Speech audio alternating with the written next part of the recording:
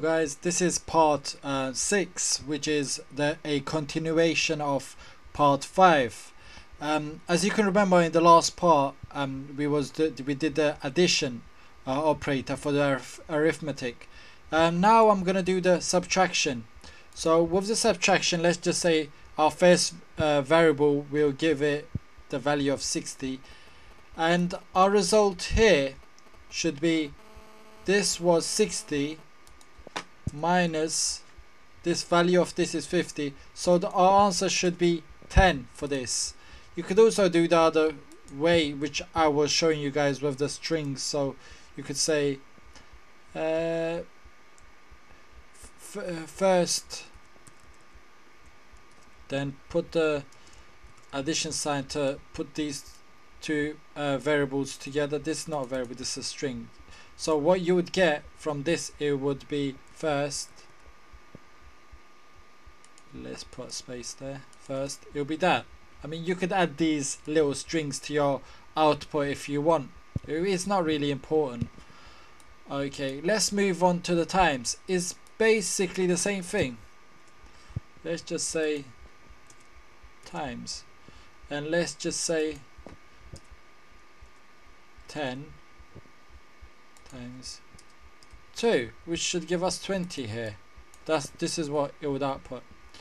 Now the division. Let's say 10 divided by 2, putting it here, divided by 2, which should give us 5. That's what it should output. The remainder. So if let's just say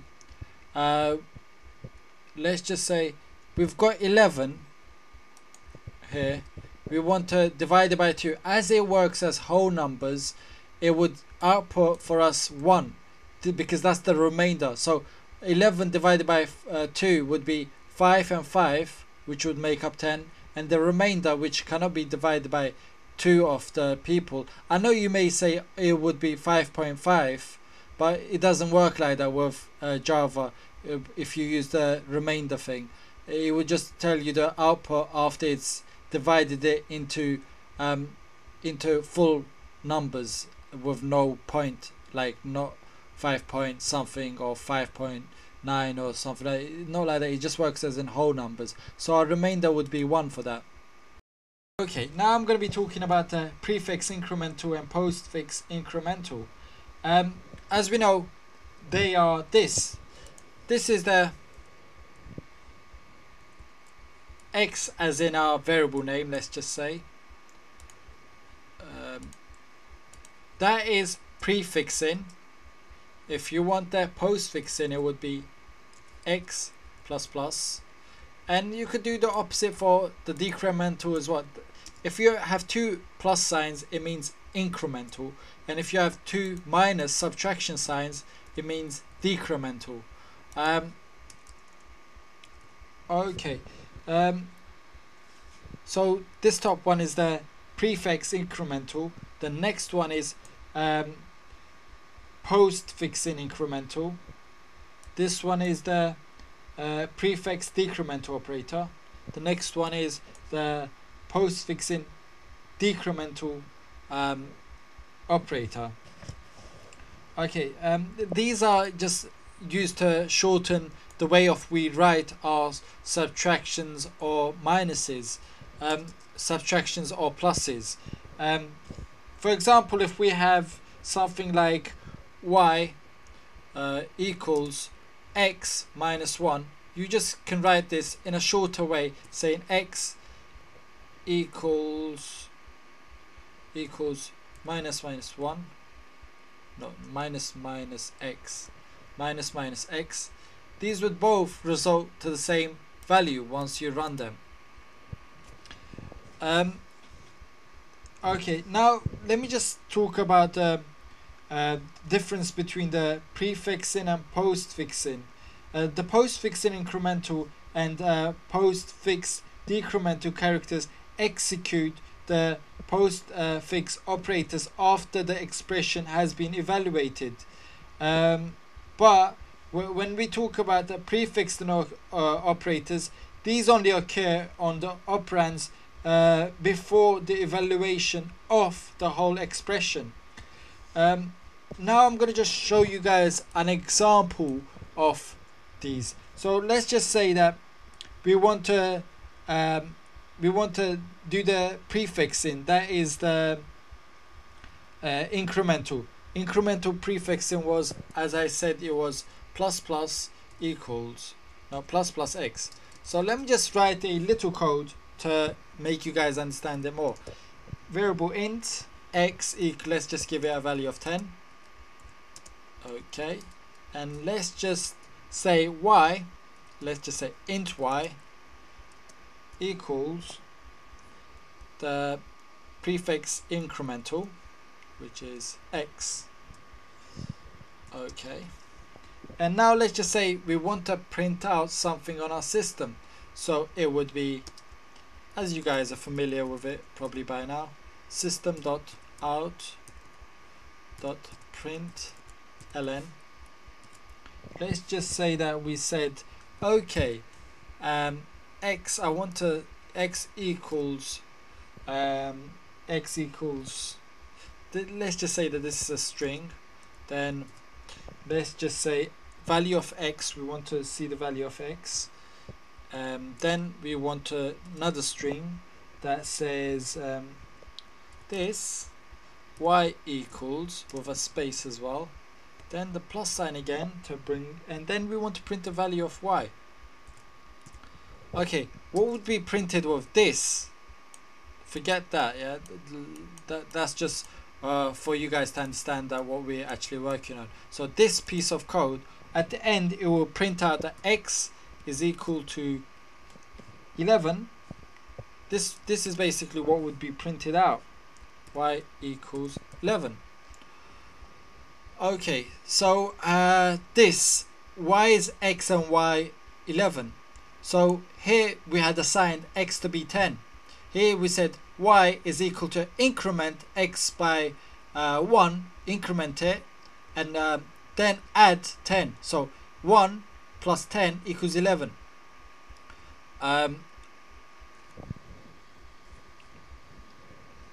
When you do this as well, it would change the value of x as well. So here when you say x equals, then x, because we've incremented x by 1, the value of x now is 11, so it will print out 11.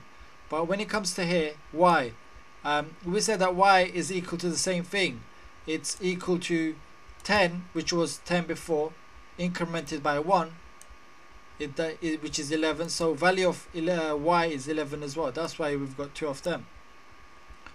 Now let's just show you the post fixing, which is it's the pluses on the right hand side of x.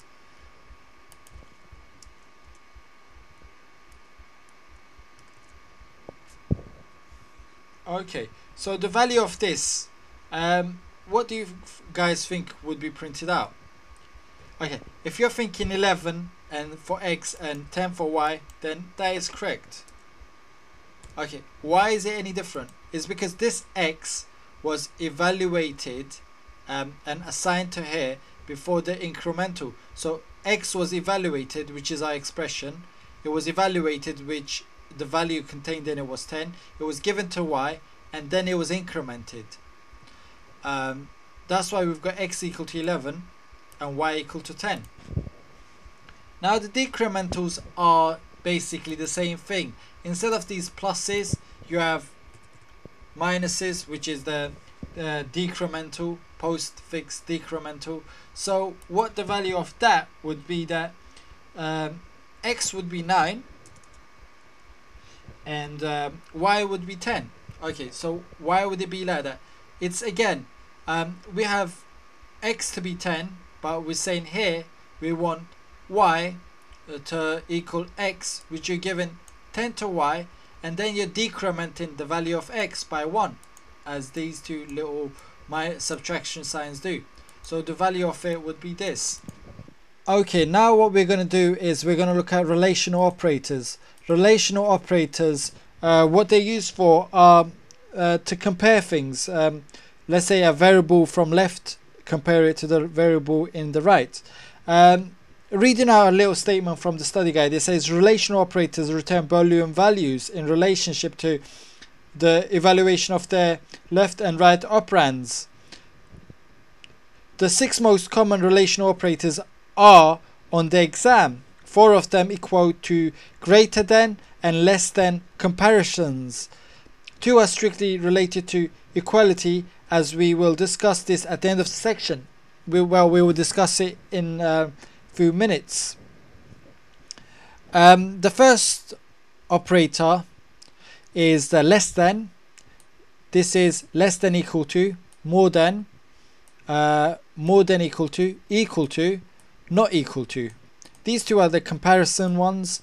These are also comparison, but not as comparison as these. Let me just show you guys an example. I'll make a Boolean value, and what this would return to us is that it will return true as 1 is less than 2. If we was to have this will return us false, as it's not true. 3 is not less than 2. There are so many other ones. I mean, we could have is 3 less than or equal to. This again would return us false as well, because it's not 3 is not less than or equal to 2.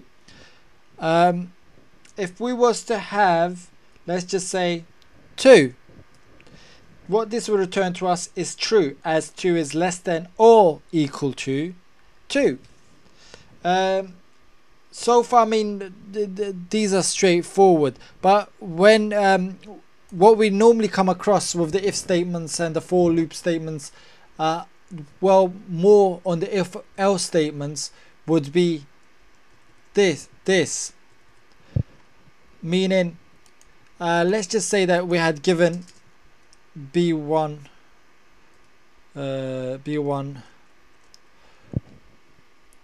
let's just say we had given it to a value of 2. Okay, what this would do is return true, as b1 is equal to 2, so this would be returning us true. But if this was 3, then it would return false to us. We could have this as well. This means not equal to 2. This will return us true. I mean, these relational operators are straightforward. Okay guys, I'm gonna leave out the logical operators for the next tutorial, so I'll just go through the logical operators in the next tutorial. Please subscribe to my YouTube channel, and thank you for watching.